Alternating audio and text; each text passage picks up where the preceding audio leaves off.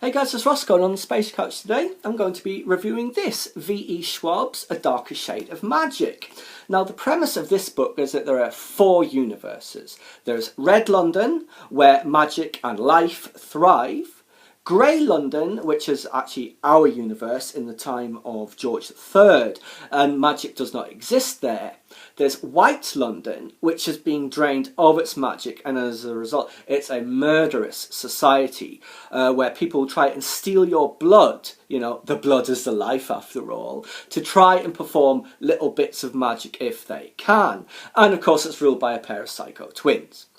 The other London is Black London, and that is where magic ran rampant, you know, and caused like a magical apocalypse. And so the rulers of Red London had to cut off Black London before it could infect the other Londons and destroy everyone, you know. A little bit like City of Stairs and the Fall of the Gods, I think, yeah.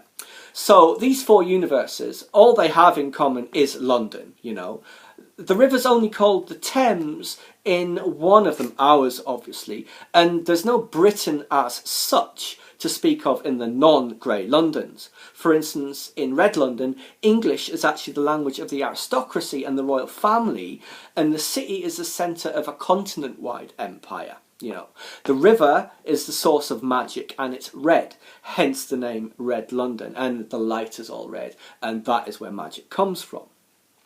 The main characters in this is a guy called Kell, who is adopted member of the royal family, adoptive brother of the heir to the throne, and he's the ambassador of Red London, and he's one of the very few who's actually able to travel between the worlds. Similar to, say, the Invisible Library, if you recall that book review. Now, while he's in Grey London, fleeing from his enemies, of course, he comes across a girl called Lila Bard, and she's a thief. Being a thief, she steals the token from him that is his means of accessing the different worlds. So he has to follow her and find her.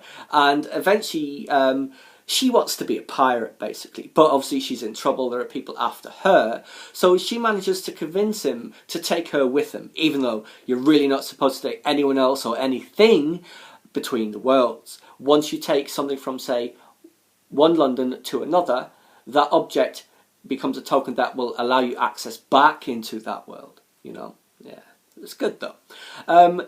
So they uncover a conspiracy that's emanating from White London, which is trying to steal the magic of Red London. So the two of them, they're constantly on the run, of course, between the 3 Londons. They don't get into Black London. The rulers of White London can take over the bodies of anyone. It's like a necklace, you know, and by touch you become that in control of that person. So it's like switching from body to body to body, you know. The royal family, of whom Kell is a member, they're suborned also, without knowing it. His brother, Prince Rai, is possessed and tries to kill himself, or the person possessing the prince tries to kill the prince by stabbing himself, you know.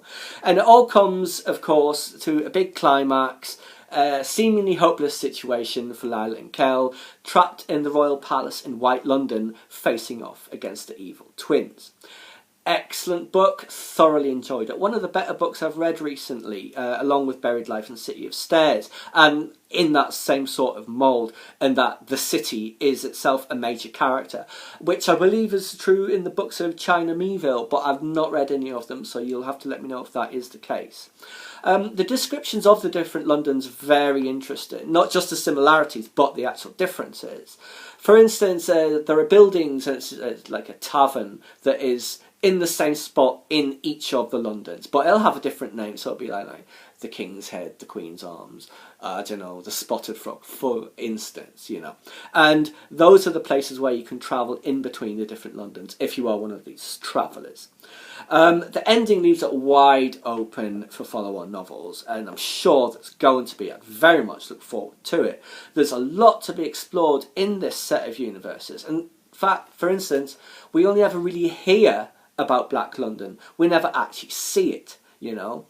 Not for ourselves anyway. I suspect maybe in the next book we will do and find out what that magical apocalypse was, who started it and why. And let me guess, it'll probably be threat of another apocalypse in Red London. I certainly would enjoy that, you know. I reckon if this is a series, it'll cover those themes. Definitely highly recommended. Anyway, guys, that was just my review of A Darker Shade of Magic. Thoroughly enjoyed it, and I recommend it to you heartily. Please subscribe to my channel if you enjoyed this content. Leave a comment or a suggestion. Give me a big thumbs up.